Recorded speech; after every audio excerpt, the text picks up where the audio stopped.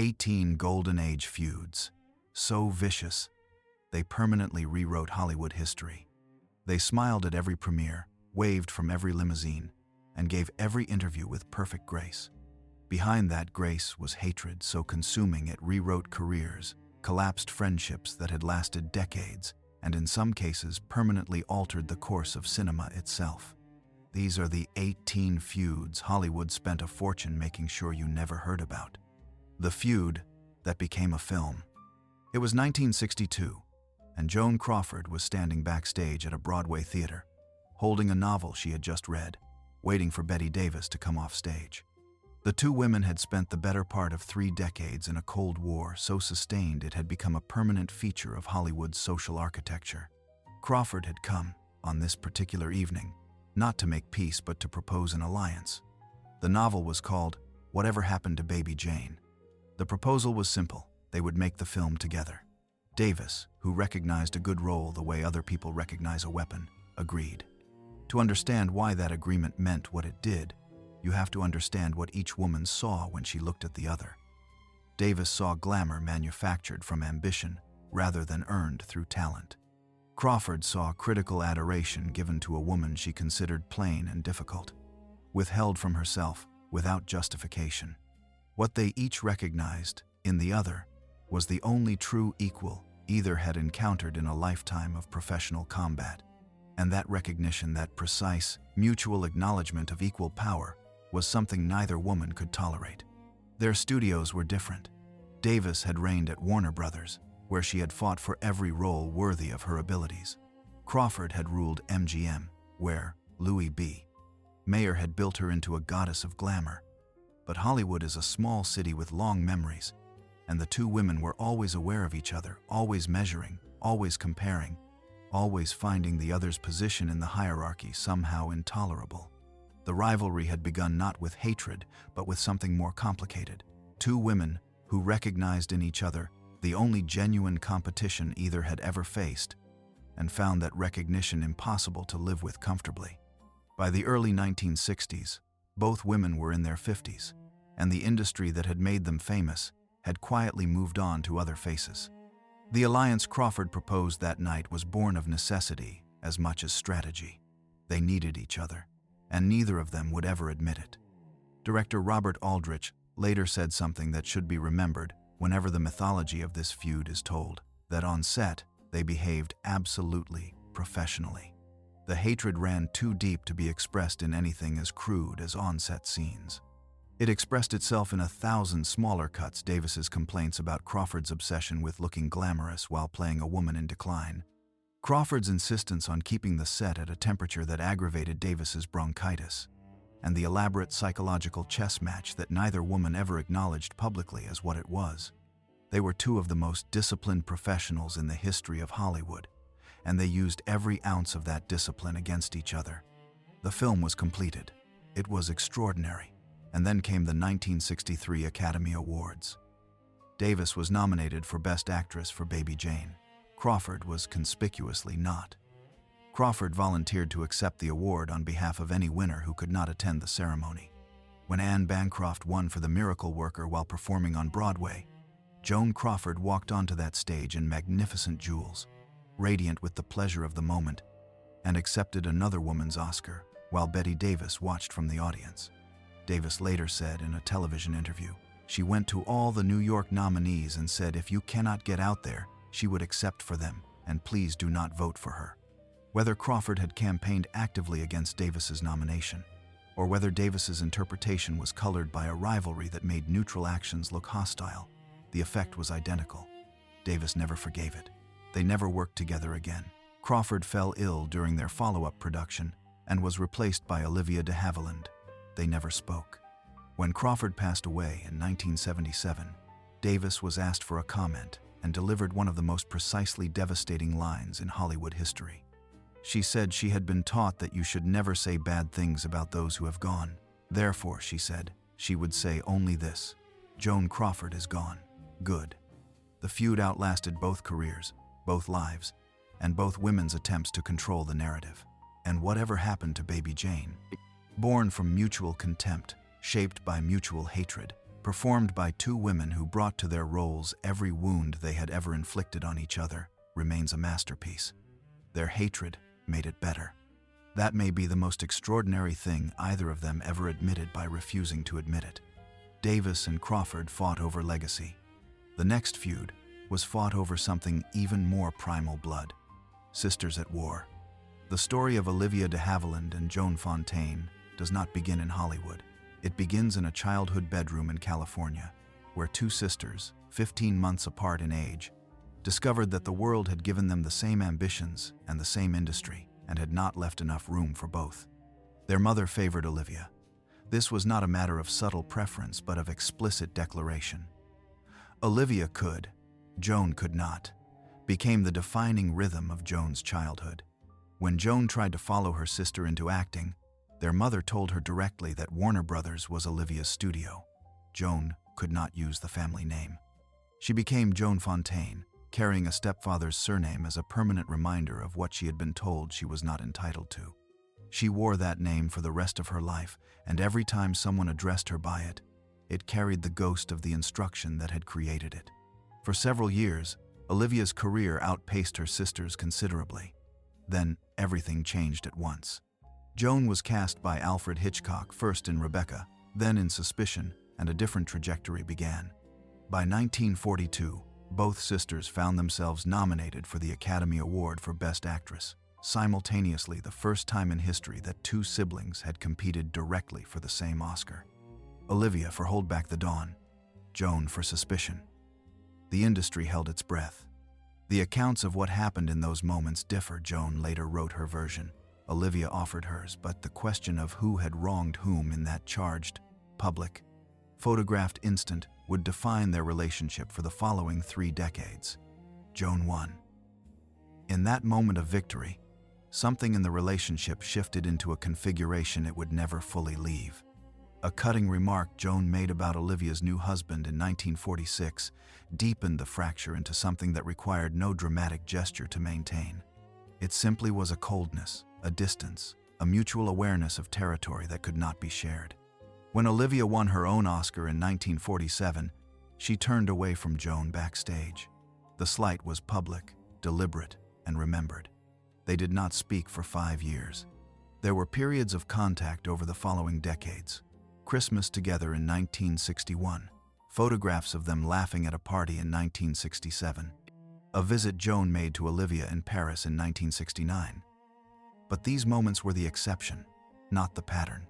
The underlying wound never fully closed, always there beneath the surface, waiting for the right pressure to open it permanently. Two women who had spent their entire lives in competition could find moments of warmth, but they could never quite find peace. The final break came in 1975, over a disagreement about their mother's medical treatment in her final months. That rupture was different from the ones before it. After that, silence real and permanent. Joan passed away in December of 2013. Olivia, who lived to 104, released a statement saying she was shocked and saddened. Those who hoped for something warmer were left with the space between those two careful words. There was no final letter, no telephone calls in the small hours. 2 sisters, 2 Oscars, 50 years of hurt too old and too complicated to untangle. And somewhere in all of that, in all the silence and the distance and the careful public statements, was the memory of 2 little girls in a bedroom in California who had once shared everything. Before the world taught them there was not enough to go around. The de Havilland sisters fought across a lifetime. The next feud was conducted in silence, enforced by one of the most powerful men in Hollywood, the director who broke her.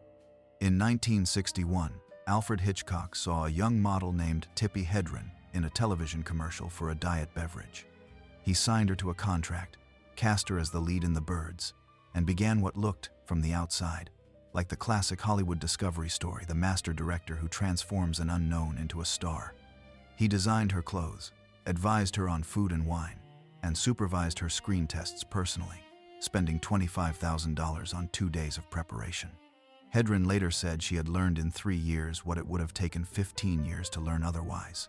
She was, by every measure available to a young actress in 1961, the luckiest woman in Hollywood. What audiences watching The Birds in 1963 could not have known what would not become public knowledge until 2 biographies appeared after Hitchcock's passing, was that behind this discovery story, something else entirely was unfolding. According to Hedren's detailed account, given first to Hitchcock's biographer Donald Spoto in 1983, and repeated in her own memoir published in 2016, Hitchcock's attention became something other than professional long before filming was complete. Unwanted advances, requests she found humiliating.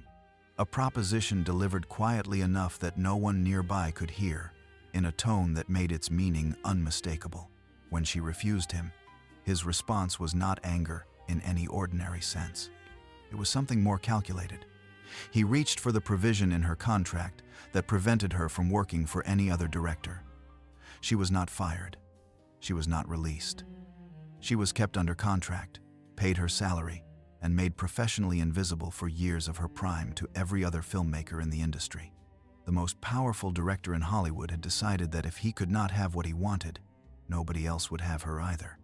Hitchcock's official biographer John Russell Taylor and some colleagues who worked on Marnie have disputed elements of Hedren's account. What is not contested, confirmed by Britannica and multiple independent sources, is the contractual imprisonment itself. She could not work elsewhere. She was his, on paper, and he intended the paper to mean exactly what it said. In 1966, he finally sold her contract to Universal Studios. She was free 5 years after the trap had closed. In her memoir, she described his behavior as a mental prison. She said she never feared speaking up because she knew she was right, and she never stopped saying so. Not in 1983, not in 2016, not once across more than half a century of being asked. Her account, careful, specific, and consistent, across more than 30 years of telling, permanently complicated the mythology of cinema's most celebrated director. She did not win quickly, but the truth outlasted the mythology. In the only argument that matters across the long run of history, she won. Hitchcock tried to silence one woman with a legal clause. The next woman used a courtroom to change the law for every performer who came after her. The lawsuit that liberated Hollywood. By the time Olivia de Havilland decided she had endured enough, she had watched the studio system operate on her own life for years, with the patience of someone who understood exactly what was being done to her and had been waiting for the right moment to respond. The notice arrived the way these things always did in legal language, matter of fact, informing her that her contract had been extended again. Warner Brothers had been manipulating her suspension periods to extend her contract beyond what she had agreed to serve. She read the notice. She understood its implications, and she made a decision that almost no major star of her era had yet made. She would fight it in a California court of law. The studio contract system was built on a specific mechanism. Performers signed 7-year contracts, but studios could suspend them at any time for refusing a role, for illness, for any reason the studio found convenient, and that suspension time was added to the contract's end. A 7-year agreement could become 8 years, 9, 10. The studio owned its talent the way other businesses owned their equipment, and like equipment, talent could be warehoused, idled, and kept from competitors indefinitely. De Havilland had concluded, with the precision that would serve her well in court, that this was not merely unfair, it was legally indefensible. She filed suit. Warner Brothers immediately circulated a letter to other studios. De Havilland found herself unable to work at a major studio for nearly 2 years while the case proceeded. There was a moment, in the 2nd year, when almost everyone who knew her believed she would have to abandon it. The blacklist had been effective. Roles she had been in discussions for went to other actresses. The legal costs were accumulating. She had spent $13,000 of her own money, the equivalent of roughly $240,000 today. The court had given no indication which way it intended to rule. She had sacrificed 2 years of her career in a case she could still lose, against an institution with every structural advantage. She did not drop it. In 1944, the California Supreme Court ruled in her favor. The de Havilland law ended perpetual studio servitude. 7 years meant 7 years, regardless of how many times the studio had benched the performer. Among those who benefited most directly were performers returning from military service in the Second World War: Clark Gable, Jimmy Stewart. Robert Taylor, men whose years of service would otherwise have been treated as extended suspensions. The law protected them because one woman had refused to be owned. The golden-haired Melanie Hamilton of Gone with the Wind turned out to be among the bravest people the industry ever produced. And Hollywood, characteristically, almost never talks about it. Rita Hayworth spent her career trying to be seen as a person rather than an image. The next woman we meet was given no image at all, just a manufactured one built on someone else's idea of who she should be. The woman behind Gilda. Harry Cohn, the head of Columbia Pictures, called Rita Hayworth his greatest creation. He was not wrong. He had taken a young Spanish dancer named Margarita Cancino and rebuilt her from the outside in altering her hairline through electrolysis, an extraordinarily painful process that took months, covering her naturally dark hair with auburn dye and replacing her name with one that sounded less Latin and more generically American, Rita Hayworth. He had manufactured an image of such luminous, effortless glamour that millions of people around the world carried her photograph during the Second World War. The image was perfect. The woman inside it was another matter entirely. He called her his greatest creation, and the problem was precisely that. He had made her, in his understanding of the transaction, and making her had given him ownership of her. As her stardom grew, his control intensified. Her personal relationships were subject to his scrutiny. When she married Orson Welles, a man of pronounced artistic independence who had no interest in being managed by a studio head, Cohn's response was documented in the patterns of what followed. Roles that should have been hers went elsewhere, financial arrangements that maintained dependency, her image deployed as a commercial instrument, while the woman behind it had diminishing say in how or where it appeared. Cohn did not need to raise his voice. He had tools far more effective than anger. She made Gilda in 1946, and the world fell in love with the character she played, the dangerous, magnetic, heartbreaking woman who danced and sang and captivated the men around her with no apparent effort. The film made an enormous amount of money. Hayworth became one of the most recognizable faces on Earth. And somewhere inside all of that, she understood something about what had been done to her, something she could not have articulated in legal terms but felt with complete precision every single morning. She said it herself. She said it once, and she never needed to say it again. They go to their rest having known Gilda, and rise from it knowing only me. That was Rita Hayworth. That was what it cost. The electrolysis, the dye, the manufactured name, the controlled relationships, the image owned by a man who considered the fact of its creation sufficient justification for everything that followed. All of it compressed into a single sentence spoken by a woman who understood exactly what had been taken from her and knew she would never get it back. She said it once. She never had to say it again. It said everything. The next chapter is about a man who tried to suppress something even more powerful than an image and discovered that great art cannot be buried permanently. The gossip that nearly buried a masterpiece. In January of 1941, Luella Parsons, gossip columnist for the Hearst newspaper organization, commanding an audience of more than 40 million readers, was given a private screening of a film called Citizen Kane. She walked out before it was finished, her understanding of what she had seen settling over her like a verdict. The film was a scarcely fictionalized portrait of her employer, William Randolph Hearst, presented without mercy and with the full force of a 25-year-old director's extraordinary talent. Parsons had spent decades protecting Hearst's reputation. She understood immediately that this film was a weapon aimed directly at everything she had spent her career defending. Hearst's own archived letters tell the rest of the story, and what they contain is extraordinary. Parsons contacted the head of RKO Pictures and threatened a lawsuit if the film was released. She reached the management of Radio City Music Hall and demanded they refuse to show it.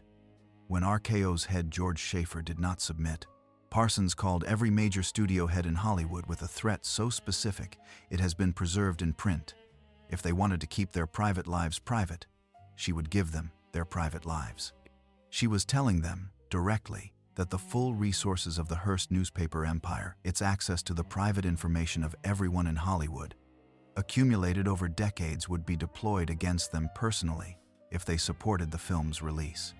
Hollywood executives, led by Louis B. Mayer, attempted to purchase the film's negative outright in order to have it destroyed. Theater owners across the country declined to screen it.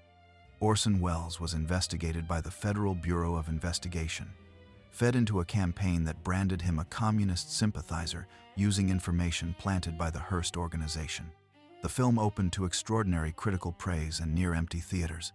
The campaign had worked. Citizen Kane won 1 Academy Award for its screenplay and lost every other category in an evening of pointed industry politics. Welles never again worked with the creative freedom he had possessed for that film. He spent the rest of his career borrowing money, working in Europe, taking acting roles in other directors' films to fund his own incomplete projects. The boy genius who had arrived in Hollywood with more creative freedom than any director in history left it diminished, frustrated, and perpetually underfunded. And then something happened that Parsons and Hearst had not anticipated, because powerful people rarely do. Time passed. The film refused to disappear. The techniques Welles had used, the overlapping dialogue, the fractured chronology, the innovative use of light and shadow, became the grammar of serious cinema. Citizen Kane rose until it stood as the most discussed, most analyzed, most cited film in the history of the medium.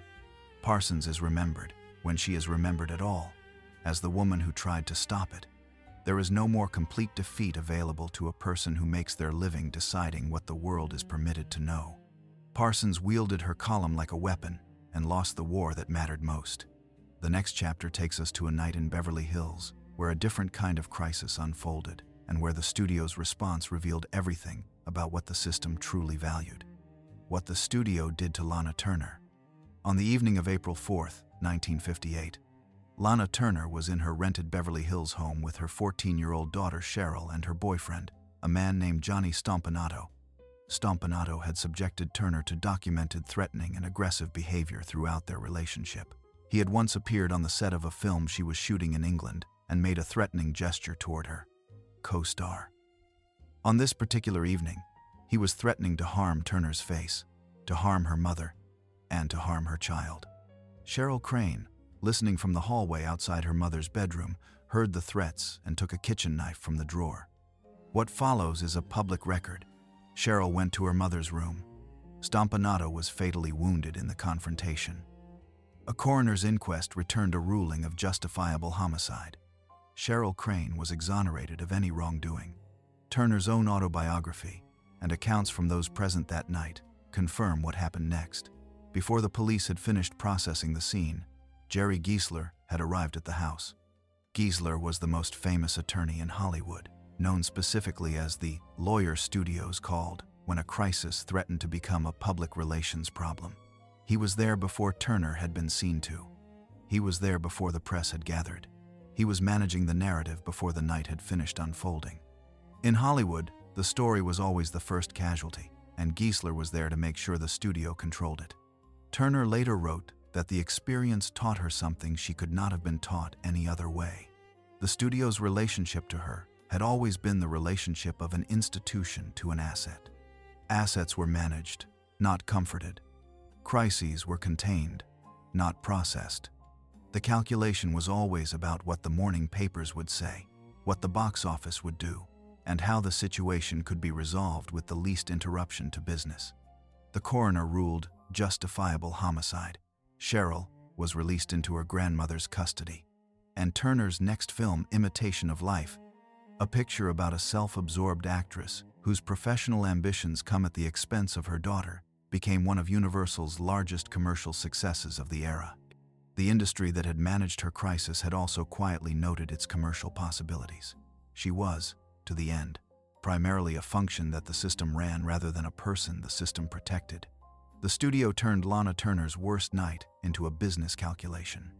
The next man in our story decided that the calculation could run the other way.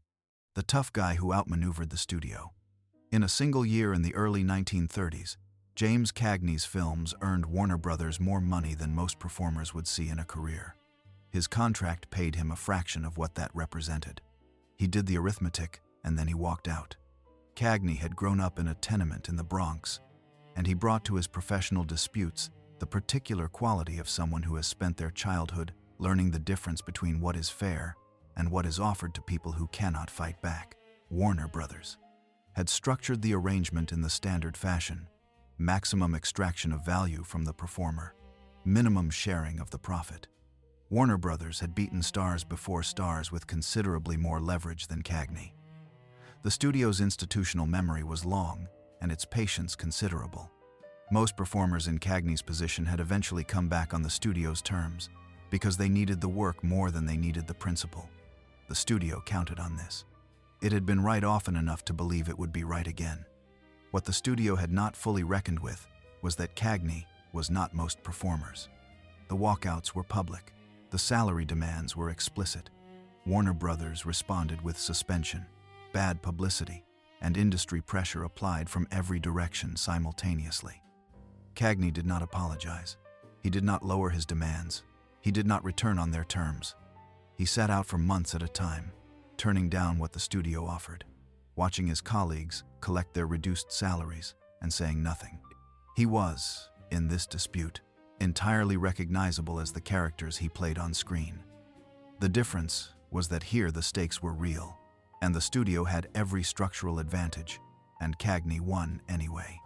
He won improved contract terms, formed his own independent production company, one of the first major stars to do so, and eventually returned to Warner Brothers, on conditions he set rather than conditions imposed on him. The template he established influenced the economic relationships between studios and talent for the decade that followed. The man who played tough guys on screen turned out, in the only fight that carried actual consequences, to be precisely the man he had always appeared to be. Cagney won through a refusal to yield. The next star we meet was not given the option of fighting back because what was taken from her could not be recovered in any courtroom. The woman who built Hollywood and was left behind. By the time the Academy of Motion Picture Arts and Sciences finally acknowledged what Mary Pickford had built, she could no longer bring herself to leave the house to collect the recognition. Here is how that happened. Mary Pickford did not simply become famous within Hollywood. She helped build the institution itself, co-founder of United Artists, alongside Charlie Chaplin, Douglas Fairbanks, and D.W. Griffith in 1919. The first performer to negotiate her own contract terms with a studio. The woman who invented, in ways the industry has never fully acknowledged, the concept of the movie star as a commercially negotiable identity. Without Pickford, the architecture of the industry that made every star in this video possible simply does not exist in the form it took. And then, the sound came to the cinema. Tastes changed. And the ringlet-haired ingenue who had defined American femininity for a generation became, almost overnight, a figure the industry discussed in the past tense, while she was still very much present. There were years when it seemed possible, even likely, that Hollywood would formally acknowledge what she had built. Industry veterans spoke of it. Colleagues argued for it. But the Academy moved slowly, and Pickford moved steadily further from public life. And for a time, the acknowledgement and the woman who deserved it seemed to be moving in opposite directions. At an industry gathering in the late 1940s, Pickford arrived at an event where a generation of actresses, whose careers had been made possible by the infrastructure she had created, were in attendance, and she was introduced by the host with the particular careful vagueness, reserved for people whose names are recognized but whose significance is no longer fully understood. The industry she had helped build did not look back. Institutions rarely do. She withdrew to Pickfair, the mansion she and Douglas Fairbanks had built when they were Hollywood's first royal couple. In her final years, she rarely left. The woman who had once been the most famous person in America spent her final decade in a house that had become more museum than home, surrounded by the artifacts of a life the world had moved on from. In 1975, the Academy awarded Pickford an honorary Oscar.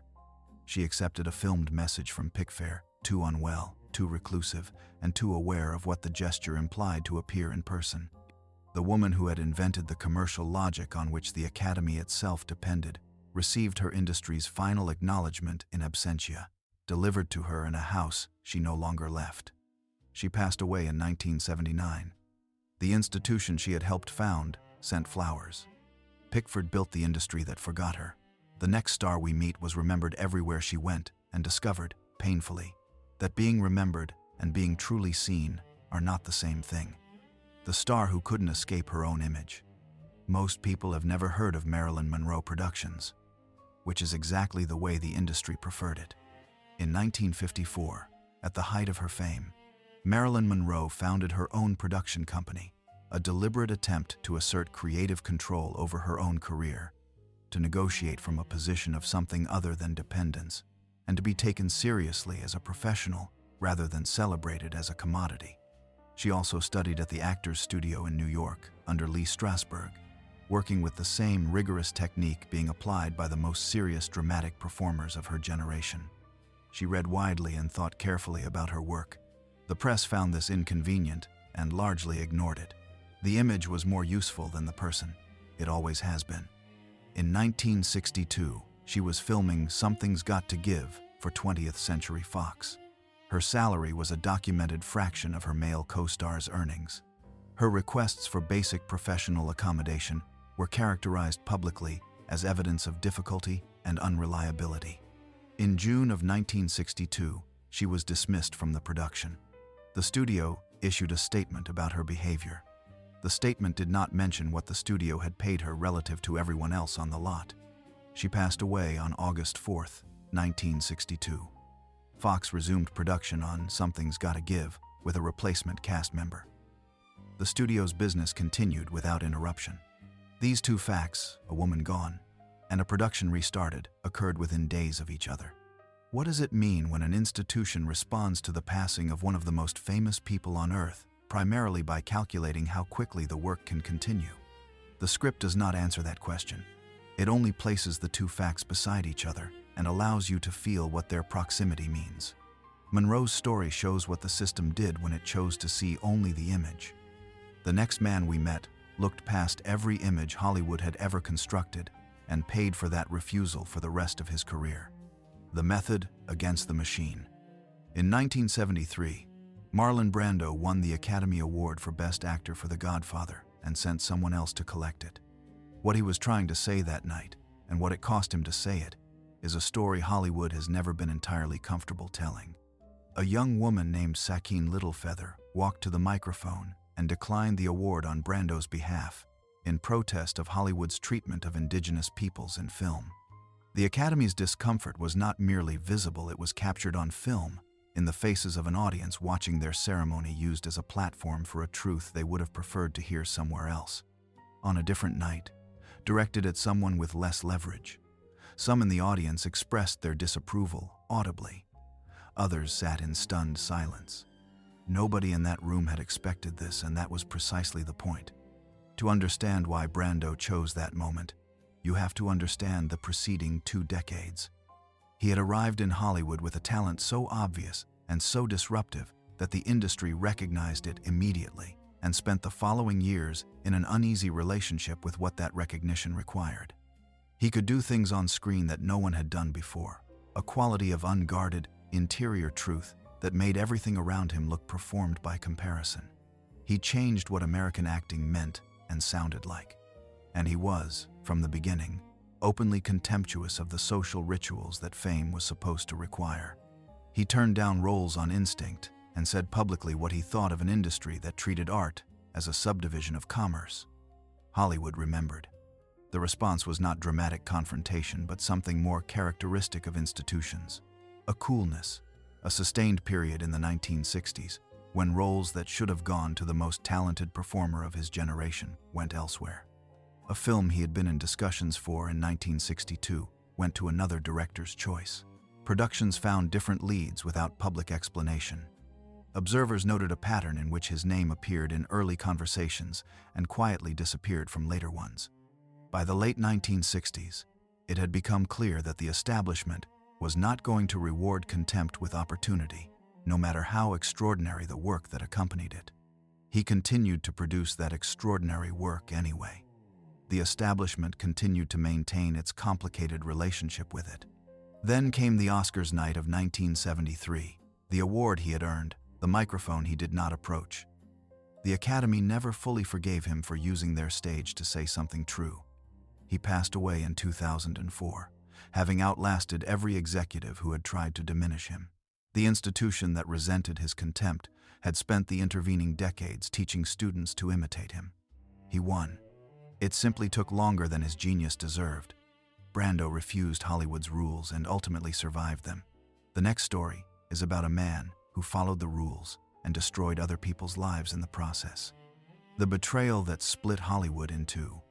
In 1999, the Academy of Motion Picture Arts and Sciences gave Elia Kazan a standing ovation, or rather, half of them did.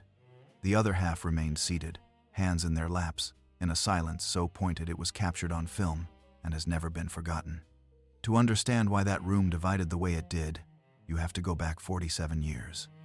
The Hollywood blacklist of the late 1940s and early 1950s was a mechanism of institutional fear. Careers were ended on the basis of accusation and association. The House Un-American Activities Committee called witnesses and presented them with a stark arithmetic: name names and preserve your career, or refuse, and lose it. Elia Kazan was widely regarded as among the most gifted directors working in the American theater. In 1952, he was called before the committee. He named 8 former colleagues, identifying them as Communist Party members. Several had their careers destroyed or severely damaged as a result. Kazan later said those he named were already known to the committee, that his testimony added nothing not already on record, that refusing would have accomplished nothing except his own ruin. Those he named said he had made a choice and that other choices existed. That disagreement was never resolved. It never will be. The feud that followed was not between two individuals. It was between Kazan and a community that processed his decision in the particular silence of people who had trusted someone completely and could not find adequate language for what that breach required them to feel. He kept working, and the terrible thing, or perhaps the complicated thing, was that the work remained extraordinary. He made On the Waterfront the very next year, a film in which the hero informs his colleagues to a government authority and is presented as a moral champion. Hollywood gave it 8 Academy Awards. The people Kazan had named watched it from the outside of an industry they no longer had access to. He made East of Eden and Splendor in the Grass and Gentleman's Agreement films of genuine moral force made by a man carrying a genuine moral weight, and the contradiction never resolved itself into anything comfortable. Which brings us back to 1999. The room is divided. The camera found Nick Nolte and Ed Harris sitting still in the middle of a standing ovation, their hands in their laps. Kazan received the award, said very little, and left the stage. He passed away in 2003. This script will not tell you whether he deserved forgiveness. If you feel unable to fully condemn or fully forgive what Kazan did, you are in exactly the right place, because that discomfort is the only honest response available. The industry itself, across more than 50 years, never agreed on one. That open question is perhaps the most truthful thing that can be said about what Elia Kazan did in 1952 and what he spent the rest of his life carrying. Kazan's story raises questions with no easy answers. The next chapter takes us somewhere more intimate. A rivalry between two women who had known each other before was famous and never quite recovered from what they saw in each other. The Throne Room War. Before there was a Davis-Crawford rivalry, before those two names became Hollywood's most famous shorthand for professional enmity, there was a different war, one that Bette Davis herself considered more psychologically complex and more personally unsettling than anything Joan Crawford had ever managed to make her feel. Miriam Hopkins was there first. She was the star Paramount had bet on in the early 1930s, the woman whose name appeared above the title while Davis was still fighting Warner Brothers for roles that were not beneath her. Hopkins had a particular kind of brightness, a wit and a precision that critics admired. She held the ground that Davis would eventually occupy, and she held it first. And she never forgave Davis for taking it. Then Davis arrived, and the ground shifted permanently. By the time they made The Old Maid together in 1939, the dynamic between them had crystallized into something that the cast and crew of both their films documented with a specificity that leaves little doubt about what was happening on those sets. Hopkins's approach to scene stealing was methodical and unapologetic. Deliberate movements in takes she knew would be used. Manufactured crises that required reshoots. Upstaging executed with the precision of someone who had spent years perfecting the technique. Davis's response was to match her, beat her, and do it without ever losing her professional composure or providing Hopkins with the satisfaction of a visible reaction. The sets of The Old Maid and Old Acquaintance became exercises in two extraordinary women refusing to yield a single inch of professional ground, in front of casts and crews who later described the experience as unlike anything else they had witnessed in Hollywood. Every day on those sets was a master class in barely contained warfare conducted entirely through performance. Davis won the long game entirely. Hopkins's star faded through the 1940s while Davis's burned for 5 more decades. But in later interviews, Davis said something remarkable. She named Miriam Hopkins as the only colleague who had genuinely frightened her, not through cruelty, through the desperate, recognizable hunger of a woman who understood exactly what she was losing and was powerless to stop it. Davis had defeated everyone who had ever stood against her. Hopkins was the only one she ever pitied. That admission from the most formidable woman in Hollywood is perhaps the most unexpected moment of compassion in this entire story. Davis won by outlasting everyone. The next story is about a secret that outlasted everyone and only emerged when it could no longer be contained. The femme fatale and her former stepson. In 1962, a custody dispute between Gloria Grahame and her third husband produced a revelation so unexpected that even jaded Hollywood struggled to process it. Her fourth husband, the man she had married 2 years earlier in a private ceremony in Tijuana, Mexico, was her former stepson. To understand how that came to be, you have to go back to a marriage that ended in 1952, with a public explanation so minimal that even the minimalism of Hollywood divorce announcements seemed, in this case, unusually determined. Gloria Grahame had won the Academy Award for Best Supporting Actress for The Bad and the Beautiful in 1953, and in films like The Big Heat, she brought to her roles a quality of knowing, intelligent danger that the film noir genre depended upon and rarely found so precisely embodied. She was, by 1952, one of the most distinctive and valuable performers in Hollywood, which is precisely why what happened next was handled so quietly. In 1948, she married director Nicholas Ray. Their marriage collapsed in 1952, quickly, completely, and with a public explanation of irreconcilable differences that concealed the actual circumstances with the practiced ease of an institution that had been concealing things for decades. What biographers have since documented, and what Ray's own subsequent accounts corroborate, is that Ray discovered Grahame in a compromising situation with his teenage son, Tony, from a previous marriage, a discovery that ended the marriage immediately, and that the studio apparatus kept successfully concealed through the remainder of the 1950s. She married again. She worked. The protection was held. In 1960, Grahame and Tony Ray, by then 22 years old, married privately in Tijuana. Grahame was 37. The studio protection that had served her through the 1950s was not designed for this. When the truth emerged in that 1962 custody dispute, major studios declined to cast her in further productions. The protection was withdrawn with the efficiency of a business decision because that was precisely what it had always been. The studio system that had kept her secret through the decade abandoned her the moment. Keeping the secret required spending any of its own credibility. The protection was never personal.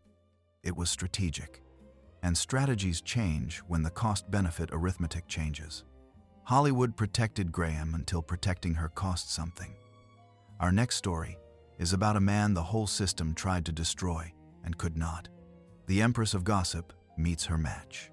Hedda Hopper's relationship with J. Edgar Hoover, the director of the Federal Bureau of Investigation, is not a matter of speculation or inference. It is documented in the FBI's own files, released under the Freedom of Information Act. Her letter to Hoover is in the public record. "You give me the material, and I will blast." She loathed Charlie Chaplin for reasons both political and deeply personal. Hopper was among the founding members of the right-wing political groups that agitated for the House Un-American Activities Committee's investigation of Hollywood. She had also, in her own past, been abandoned by an older and more powerful man, an experience that made Chaplin's pattern of relationships with considerably younger women something she experienced as a personal affront. She fed the FBI information gathered through her gossip network. She wrote to Senator Richard Nixon, urging government action against Chaplin. The correspondence is preserved in Nixon's papers. She used her column, read by more than 40 million people, to link Chaplin's political sympathies with his personal behavior in ways designed to make both disqualifying simultaneously. She was not merely reporting on Hollywood. She was conducting a campaign, and she was very good at it. The FBI built a file on Chaplin exceeding 2,000 pages. They investigated his tax records, his citizenship status, his political donations, his romantic history, and his professional associations. At the end of this investigation, conducted by the most powerful domestic intelligence organization in the country, they could not establish that Chaplin was a member of the Communist Party, because he was not one. He had never been one. 2,000 pages of surveillance, and the government had proven nothing except its own determination to find something that was not there. In September of 1952, Chaplin and his family boarded the ocean liner Queen Elizabeth in New York, bound for London and the premiere of his latest film, Limelight. 2 days out to sea, mid-ocean, his publicist received a telegram. The United States Attorney General had revoked Chaplin's re-entry permit. He was, at that moment, between countries that both lay beyond his reach, being informed that the country in which he had lived and worked for 40 years would not allow him to return. He stood on the deck of that ship and understood, for the first time, that the life he had built was simply over. Hopper, in print, declared this a victory. 20 years later, in 1972, Charlie Chaplin returned to the United States to receive an honorary Oscar. The standing ovation he received lasted 12 minutes, the longest in the Academy's history to that point. 12 minutes of an audience on its feet for a man they had been told was dangerous, given by an industry that had watched him driven away and said almost nothing. Hopper had been gone for 8 years by then. She did not see it. History tends to arrange these things with a precision that human beings rarely manage on their own. Hopper used her power to punish a genius and lost the war that outlasted her. Our final 3 chapters ask the largest questions of all about truth, about memory, and about what this whole magnificent, complicated era ultimately means. These stories exist because you keep coming back for them. If you want to make sure the next 18 find you, the subscribe button is right there. It takes 1 second. The next story takes a little longer. Sunset Boulevard was her life. In the 1920s, Gloria Swanson was receiving more fan mail than any other person in America. Not any other actress, any other person. Her films made Paramount Pictures an enormous amount of money. She was paid accordingly, spent accordingly, and lived in a manner that established the template for what Hollywood stardom was supposed to look like for everyone who came after her. Then the sound came to the cinema. The industry moved on with the efficiency that institutions display when they have identified something newer. By the 1940s, Swanson was making appearances at events where some hosts struggled to place her name with confidence. The woman who had defined an era had become, to a new generation, a footnote.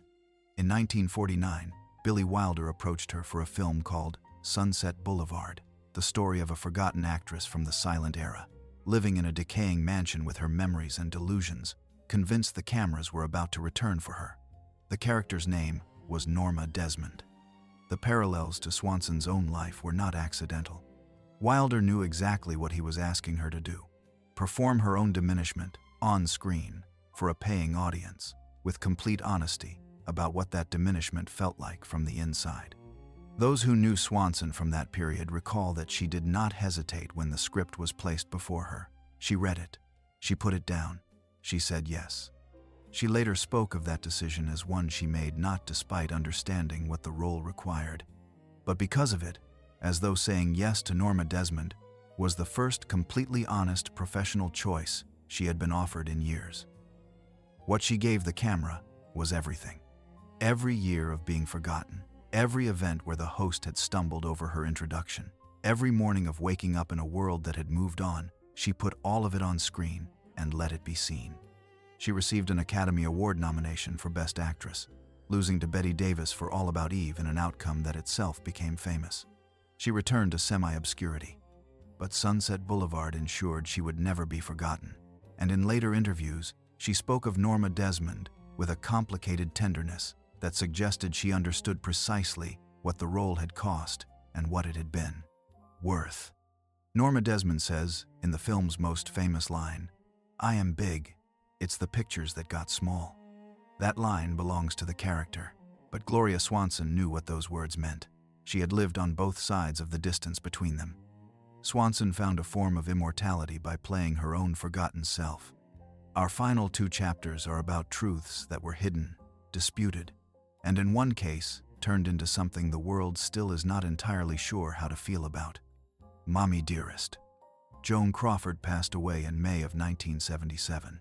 When her will was read, it excluded her eldest children, Christina and Christopher, with the explanation that this was done for reasons which were well known to them. Those words became, almost immediately, one of Hollywood's most discussed and least resolved sentences. In 1978, Christina Crawford published Mommy Dearest.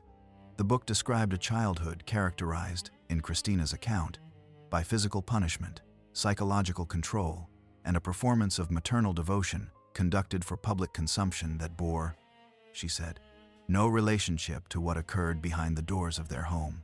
The elaborate, photogenic family Crawford had presented to fan magazines, the devoted mother, the disciplined household, the carefully posed portraits of domestic happiness was, according to Christina, a performance of a different kind than the ones her mother gave on screen. These are Christina's words. They are her account of her own experience. They are presented here as such. They are not the only account. Crawford's 2 younger daughters, Kathy and Cindy, disputed their sister's characterization consistently and publicly. Colleagues described a woman of genuine generosity toward crew members and struggling younger performers, someone who paid medical bills anonymously and answered fan correspondence personally. The question of what happened in private is not one that can be answered with certainty from the outside. A parent who was harsh and exacting is not the same as one who caused harm through mistreatment. The difference matters enormously, and it cannot be adjudicated by anyone who was not present. In 1981, a film adaptation of Christina's memoir was released, starring Faye Dunaway in a performance of such operatic intensity that it transformed whatever truth the book was attempting to tell into something else entirely. The scenes became cultural reference points. The wire hangers became a phrase spoken at parties. Joan Crawford, who had spent 50 years constructing one of Hollywood's most carefully managed public images, was remembered primarily through a performance that played her as a figure of dark comedy. Christina's testimony became a punchline. Crawford's complexity collapsed into a caricature. And the actual question at the center of Mommy Dearest, whether a woman who performed devotion for cameras also performed it at home, remained exactly where it had always been, behind a door that is now permanently closed. Whatever the truth was, it belongs to people who are no longer here to tell it. The Crawford story remains unresolved because some truths only live behind doors that no one living can open. Our final chapter asks the question that all 18 of these stories have been building toward: the real feud. After 18 stories, one question remains, and it is not about any of the individuals you have just met. It is about the system that made them, used them, and in most cases discarded them. The studio system of Hollywood's golden age was not simply a business. It was a machine designed to extract everything extraordinary from the people who possessed it: their talent, their image, their autonomy, sometimes their identity, and call that extraction glamour. The machine is gone now. What it could never take is still here. It is in every frame these people left behind, in every performance that still stops your breath, in the specific, irreplaceable quality of what happens when someone extraordinary walks into a room, even a room that exists only on a screen, even decades after the person who walked into it is gone. They built something that outlasted everything done to them, and every time you press play, you are proof of that. Which of these 18 stories surprised you most? And what chapter of Golden Age Hollywood should we explore next? Tell us in the comments. Every one of them is read. If this moved you, share it with someone who loves this era as much as you do. These stories deserve more than one audience. And until next time, this is Golden Age Files, where the stories behind the stars are always worth telling. Thanks for watching.